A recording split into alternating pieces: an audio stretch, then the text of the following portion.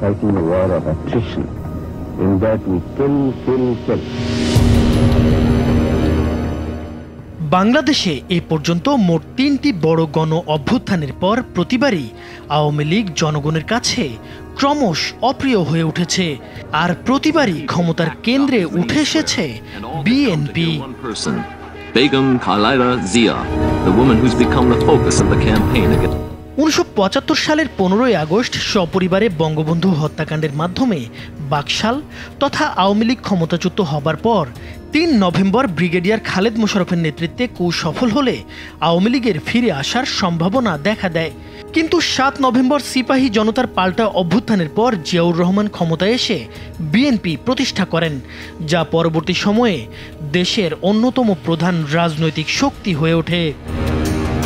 ১৯৯০ সালে গণ আন্দোলনে সামরিক শাসক এরশাদ ক্ষমতাচ্যুত হলে পরের বছর অনুষ্ঠিত নির্বাচনে ধরে নেওয়া হয়েছিল আওয়ামী লীগ ক্ষমতায় ফিরছে, কিন্তু দেশের ইতিহাসে প্রথম বিতর্কহীন সে নির্বাচনে জিতে সরকার গঠন করে খালেদা জিয়ার নেতৃত্বাধীন বিএনপি।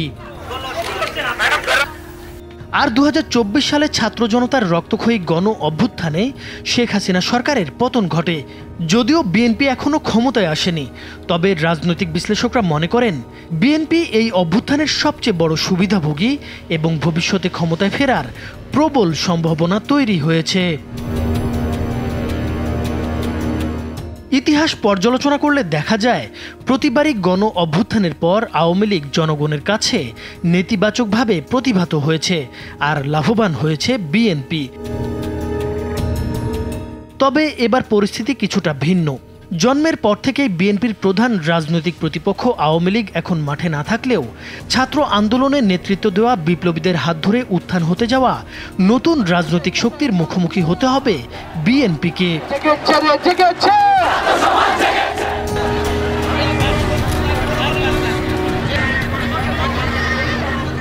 ১৯৭৫ সালের রাজনৈতিক পট পরিবর্তনের আগে দেশে তীব্র রাজনৈতিক অস্থিরতা বিরাজ করছিল। শেখ মুজিবুর রহমানের বাকশাল প্রতিষ্ঠার ফলে একদলীয় শাসন ব্যবস্থার প্রতি বিরোধিতা বেড়ে গেলে ১৫ই আগস্ট ১৯৭৫ সালে শেখ মুজিবুর রহমানকে হত্যার পর দেশের রাজনৈতিক শূন্যতা সৃষ্টি হয়। ক্ষমতায় অধিষ্ঠিত হন খন্দকার মোশতাক আহমেদ, যিনি আওয়ামী লীগেরই নেতা ছিলেন। তখনও বিএনপি নামে কোনো রাজনৈতিক দলের জন্মই হয়নি, তবে সেনাপ্রধান নিযুক্ত হন মেজর জেনারেল জিয়াউর রহমান।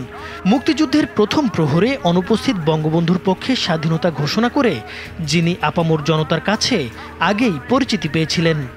পরে ১৯৭৫ সালের ৩রা নভেম্বর খালেদ মোশাররফের নেতৃত্বে সেনাবাহিনীর একাংশ অভ্যুত্থান ঘটালে মুজিব বিরোধী একটি অংশ এই অভ্যুত্থানকে ভারতীয় ষড়যন্ত্র হিসেবে আখ্যা দেয়, যা জনমনে দুশ্চিন্তা বাড়িয়ে তোলে। এরপর ৭ নভেম্বর সিপাহী জনতা বিদ্রোহ সংঘটিত হয়। সেনাপ্রধান জিয়ার সমর্থনে কর্নেল আবু তাহেরের নেতৃত্বে বিপ্লবী সৈনিক সংস্থা এই অভ্যুত্থানে গুরুত্বপূর্ণ ভূমিকা রাখে। বিদ্রোহীরা জিয়াউর রহমানকে বন্দিদশা থেকে মুক্ত করে, তবে পরিস্থিতি দ্রুত বিপ্লবী সৈনিক সংস্থা এবং তাদের মূল দল জাসদের নিয়ন্ত্রণের বাইরে চলে যায় এবং সিপাহী জনতা জিয়াউর রহমান ও মোশতাকের পক্ষে স্লোগান দিতে থাকে। বিশিষ্ট রাজনীতিবিদ প্রয়াত ব্যারিস্টার মওদুদ আহমেদের চলমান ইতিহাস গ্রন্থে উল্লেখ করা হয়েছে যে এই বিদ্রোহ মূলত ভারত ও আওয়ামী লীগ বিরোধী মানসিকতার বহিঃপ্রকাশ ছিল। এই ঘটনার মাধ্যমে জিয়াউর রহমান ক্ষমতার কেন্দ্রে চলে আসেন এবং ধীরে ধীরে রাজনীতিতে তার অবস্থান সুসংহত হয়। স্বাধীনতার ঘোষকের পরিচিতি তাকে বাড়তি সুবিধা দেয়। ১৯৭৬ সালের জুলাই মাসে কর্নেল তাহের সহ আরও ১৭ জনকে সামরিক আদালতে বিচারের মুখোমুখি করা হলে কয়েকদিনের মধ্যেই কর্নেল তাহেরকে ফাঁসি দেওয়া হয়। এরপর নভেম্বর মাসে প্রধান সামরিক আইন প্রশাসকের পদ থেকে সরে যান বিচারপতি আবু সাদাত মোহাম্মদ সায়েম, যার ফলে জিয়াউর রহমান এই পদ গ্রহণ করেন। ১৯৭৭ সালের এপ্রিলে জিয়াউর রহমান রাষ্ট্রপতির দায়িত্ব নেন এবং ১.৫ বছরের মধ্যে রাজনৈতিক দল গঠনের উদ্যোগ নেন তিনি। অনেকের মতে জিয়াউর রহমানের রাজনৈতিক দল গঠন সেই সময়ের প্রেক্ষাপটে ইতিবাচক মনে হয়েছিল।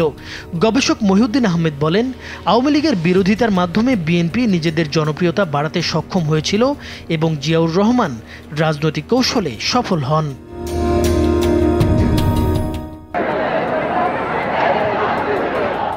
80-র দশকে তৎকালীন সামরিক শাসক এইচ.এম. এরশাদকে ক্ষমতা থেকে সরানোর জন্য আওয়ামী লীগ, বিএনপি সহ সব রাজনৈতিক দলগুলো আন্দোলন করছিল। সে সময় তারা একমত হয়েছিল যে স্বৈরাচার সরকারের আমলে কোনো নির্বাচনে তারা অংশ নেবে না। কিন্তু সবাইকে হতবাক করে দিয়ে আওয়ামী লীগ 1986 সালের নির্বাচনে অংশ নেয়। এরশাদ সরকারের প্রভাবশালী মন্ত্রী মওদুদ আহমদ তার বইয়ে লিখেছেন, এরশাদ সরকারের সাথে এক গভীর সমঝোতার পর শেখ হাসিনার নেতৃত্বে আওয়ামী লীগ নির্বাচনে অংশগ্রহণ করার সিদ্ধান্ত নেয় এবং নির্বাচন কমিশনে মনোনয়নপত্র দাখিলের সময়সীমার মাত্র কয়েক ঘন্টা আগে তারা তাদের সিদ্ধান্ত ঘোষণা করে।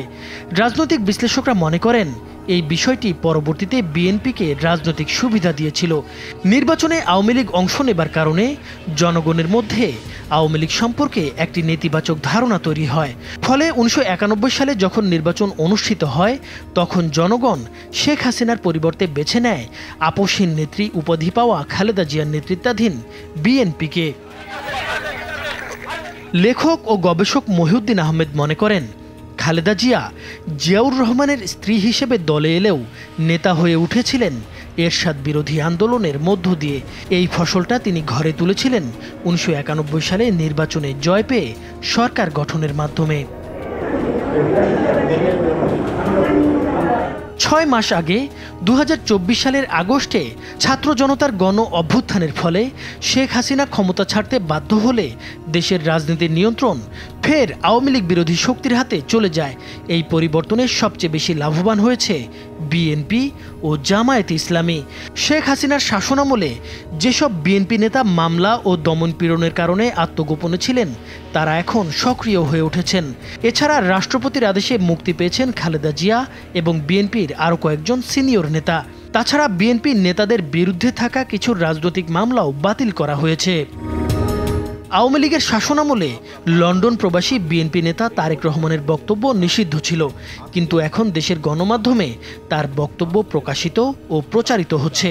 বরং ভারতে আশ্রয় নিয়ে শেখ হাসিনা মাঝে মাঝে ডিজিটাল মাধ্যমে বক্তব্য দিলেও দেশে তা প্রচার নিষিদ্ধ রয়েছে।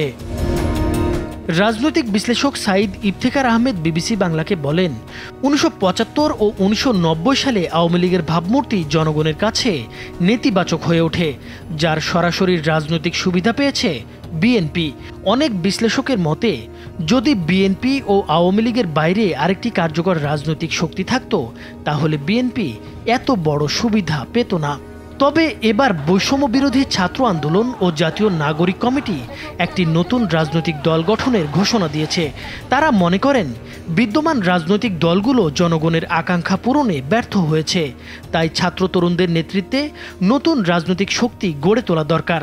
সংগঠন দুটি জানিয়েছে তারা জনগণের মতামতের ভিত্তিতে নতুন দল গঠন করে দেশের রাজনৈতিক সংস্কৃতিতে পরিবর্তন আনতে কাজ করবে। বৈষম্যবিরোধী ছাত্র আন্দোলন ও জাতীয় নাগরিক কমিটি উভয়ই জুলাই বিপ্লবের চেতনা রক্ষার জন্য স্বতন্ত্র প্ল্যাটফর্ম হিসেবে অব্যাহত থাকবে। নাইমুর হোসেন, মাছরাঙা টেলিভিশন।